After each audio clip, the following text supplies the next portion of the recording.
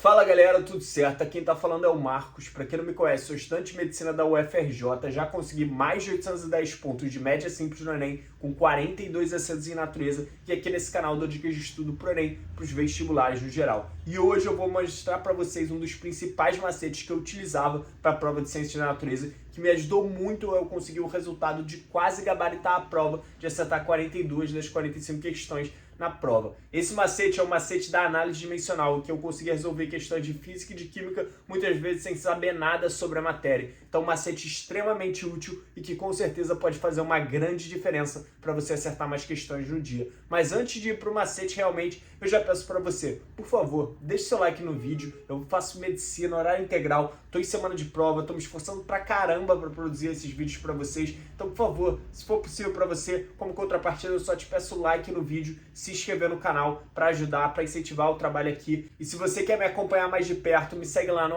@marcos.vaz, que eu estou sempre postando as melhores dicas para o Enem e um pouco da rotina dentro da medicina UFRJ. Então segue lá que você não vai se arrepender, beleza? Então sem mais enrolação, vamos embora ver esse macete que com certeza vai fazer a diferença ali na sua aprovação no seu segundo dia do Enem. Fala galera, tudo certo? Sejam bem-vindos a mais uma aula e hoje a gente vai falar sobre análise dimensional, um macete importantíssimo aí para a prova de natureza que te permite resolver várias questões de forma muito mais prática e muito mais facilitada.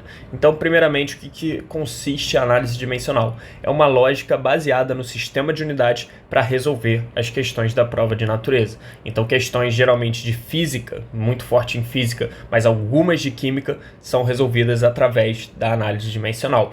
E para a gente poder desenvolver a análise dimensional, a gente tem que ter alguns conceitos pré-estabelecidos, principalmente em relação às unidades de medida. O que significa cada unidade de medida e tal. Isso ajuda muito a você conseguir realmente resolver as questões para análise dimensional. Eu diria que grande parte das questões de cálculo, de física, você consegue resolvê-las somente pela análise dimensional e uma boa parte das de química também. Então vou ensinar aqui para vocês, passar aqui para vocês as principais unidades que você tem que saber para poder trabalhar aí com análise dimensional. Então, primeira unidade muito importante, a gente tem o watt. O watt ele consiste em joule por segundo e é uma das unidades que a gente mais usa aí em análise dimensional. O watt é a unidade de potência, joule unidade de energia e o segundo unidade de tempo. Então, watt é igual a joule por segundo, beleza? Ampere, que é a unidade de corrente elétrica, a gente tem coulomb por segundo, newton é igual a quilograma vezes metro por segundo ao quadrado, que é a unidade de força, newton, né? E joule a gente tem como newton sobre metro, Pascal, newton sobre metro quadrado, Hertz, 1 sobre segundo, ou seja, é o inverso do segundo, volt seria joule por coulomb, caloria, 4,1 joules e watt-hora é 3.600 joules. Então, as mais importantes que eu destaco aqui para vocês seriam principalmente essa daqui, essa daqui e essa daqui.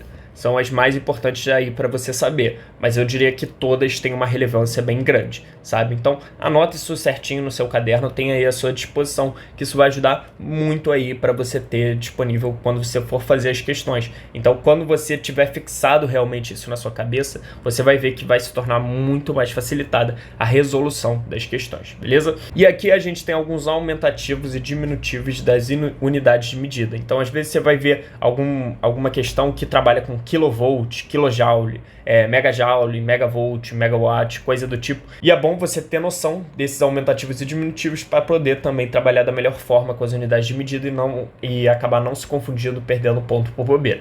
Então, o quilo é 10 à terceira. 10 à terceira seria multiplicado por 1000, então se eu tenho kilojoule, 1 kilojoule seria 1000 joules, porque é vezes 10 à terceira, beleza? Acho que é bem simples, dá para entender a lógica. Mega é 10 à sexta, então multiplicado por 10 à sexta.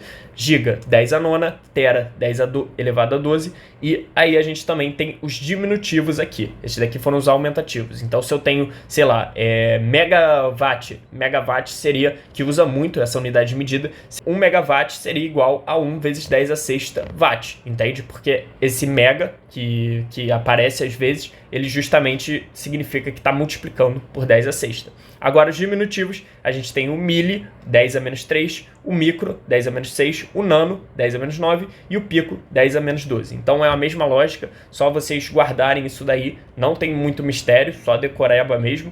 E sabendo disso, você acaba que não se confunde tanto nas questões e pode te ajudar bastante. Essa foi a fundamentação teórica sobre a análise dimensional e agora a gente vai partir para as questões, que é onde a gente pode realmente entender e ver a aplicação prática de análise dimensional, realmente saber como aplicá-las nas questões. Então isso é bom você saber, é uma base teórica importante para que você tenha aí à sua disposição, saber realmente essas unidades importantes, saber esses aumentativos e diminutivos, com certeza é bem interessante aí para que você possa trabalhar da melhor forma com a análise dimensional. E agora nas questões a gente vai entender realmente como é que funciona essa lógica baseada no sistema de unidades, beleza? Então vamos embora para o próximo vídeo.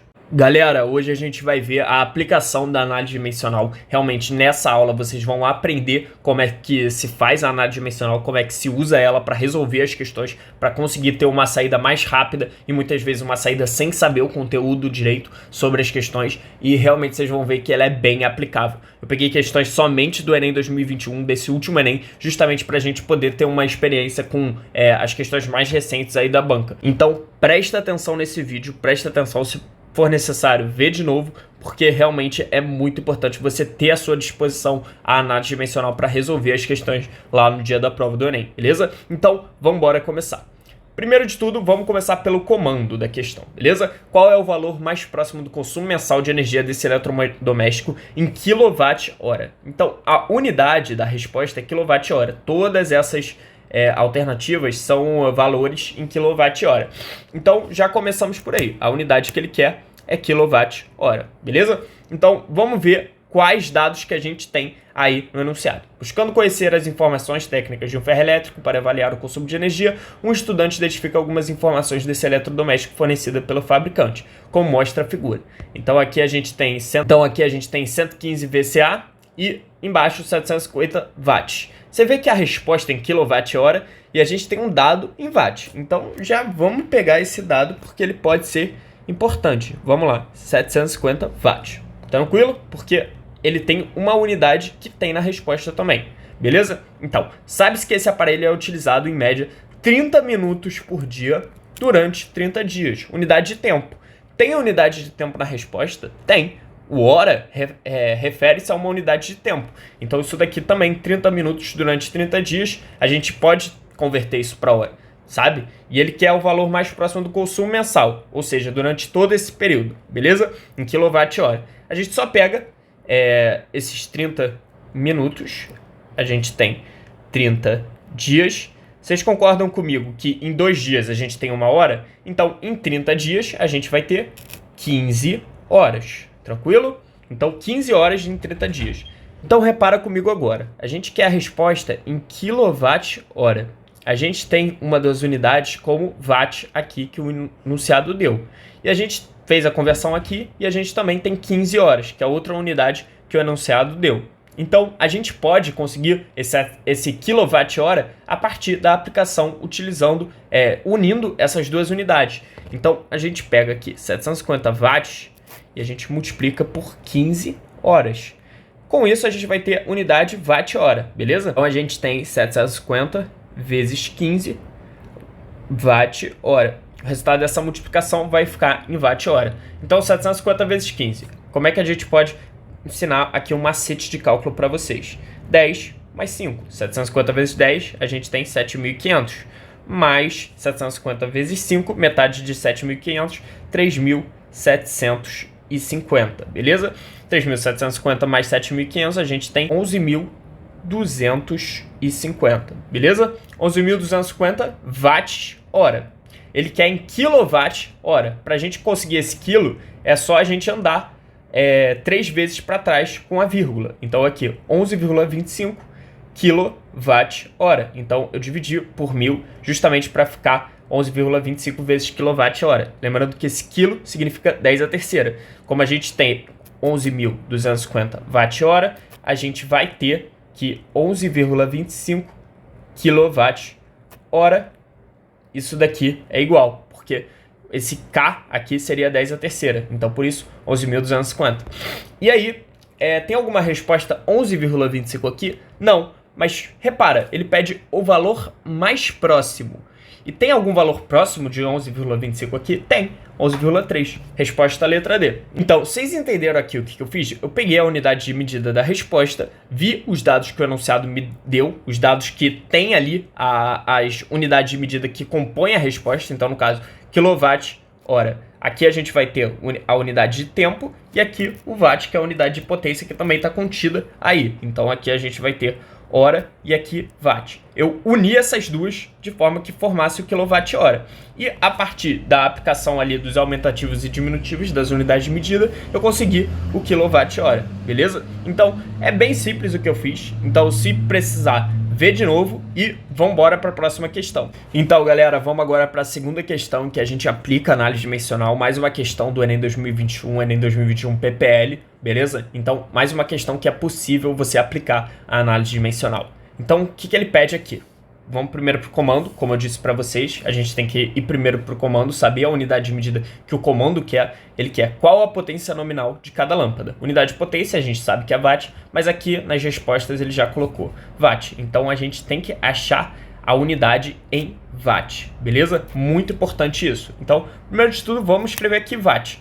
Cara, o que é watt? Watt, como eu tinha dito no vídeo teórico sobre análise dimensional, é joule por segundo. Então, essa é a definição de watt. Vamos ver nos dados que a questão nos deu se a gente consegue achar essa unidade de joule por segundo. Vamos lá.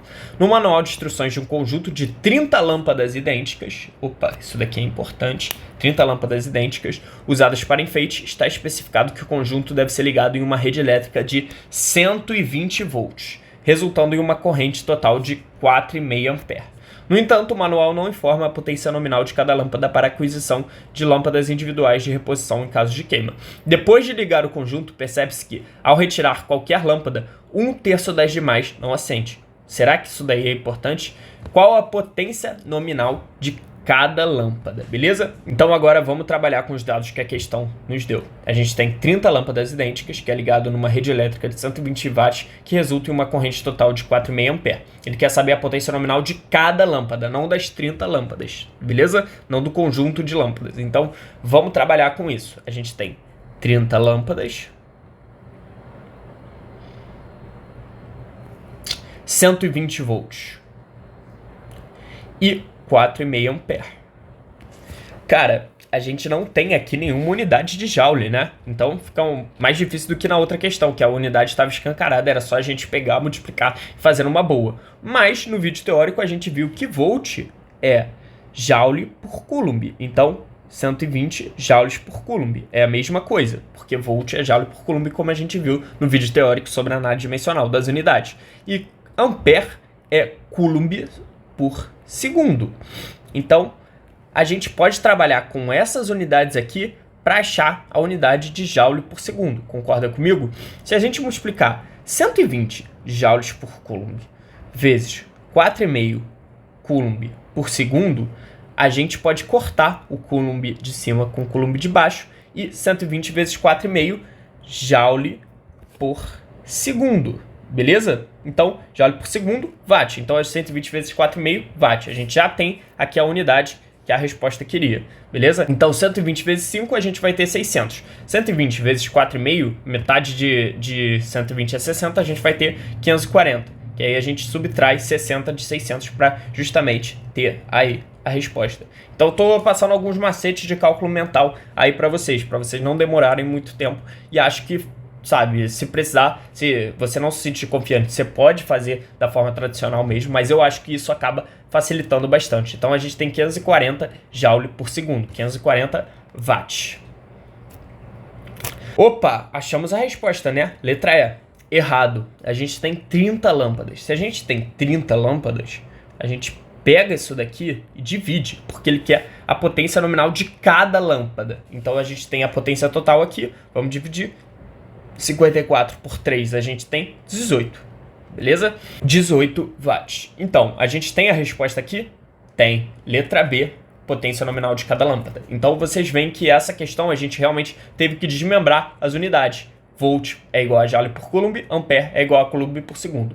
multiplicando essas duas, a gente acha o joule por segundo e sem fórmula, sem nada, você consegue resolver numa boa isso. Então acaba sendo uma ótima opção para você resolver esse problema, beleza? Então aqui mais uma questão de física do Enem 2021, dessa vez da primeira aplicação que a gente pode utilizar a análise dimensional para resolver. Inclusive muitas pessoas falaram lá nos vídeos que eu tinha feito no canal de análise dimensional que ver o vídeo que eu fiz ajudou elas a resolver essa questão por análise dimensional. Então foi algo que eu fiquei bem feliz, porque o pessoal lembrou do vídeo do que eu ensinei de análise dimensional no YouTube e conseguiu resolver a questão numa boa quando chegou o dia da prova. Você vê que o textinho é um pouco grande, mas vamos trabalhar aqui. Primeiro de tudo, comando, né? Quantas horas são necessárias para recarregar a energia utilizada nesse percurso? Então a resposta está em horas. Ele quer uma resposta em tempo, no caso, horas, beleza? Então vamos ver aqui os dados que a gente tem. Primeiro de tudo, dá uma lida aí rápida na questão, que essa eu vou ir um pouco mais rápido,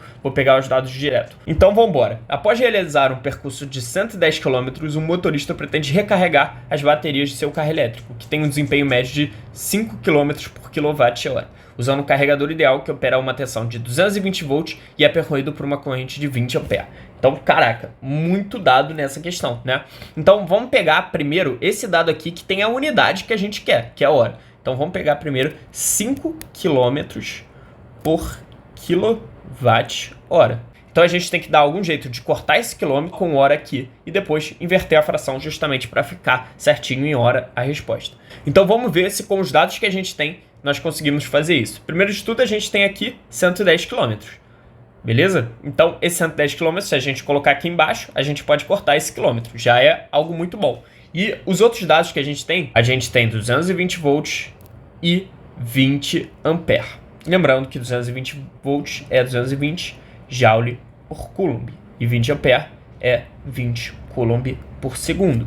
Beleza? Então, a gente pode trabalhar com esses dados para achar o watt, porque o watt é joule por segundo. E aqui a gente tem joule por coulomb, coulomb por segundo. Se a gente multiplicar, a gente pode cancelar o coulomb e ficar 220 vezes 20 joule por segundo. Então, vai ficar 220 joule por coulomb vezes 20 coulomb por segundo. Cancela o coulomb aqui em cima. 220, 4.400 joule por segundo. Que isso é a mesma coisa que 4.400 watts. E agora, vamos para a parte final, que a gente vai trabalhar aqui para achar essa resposta em hora. A gente tem 5 km por kWh.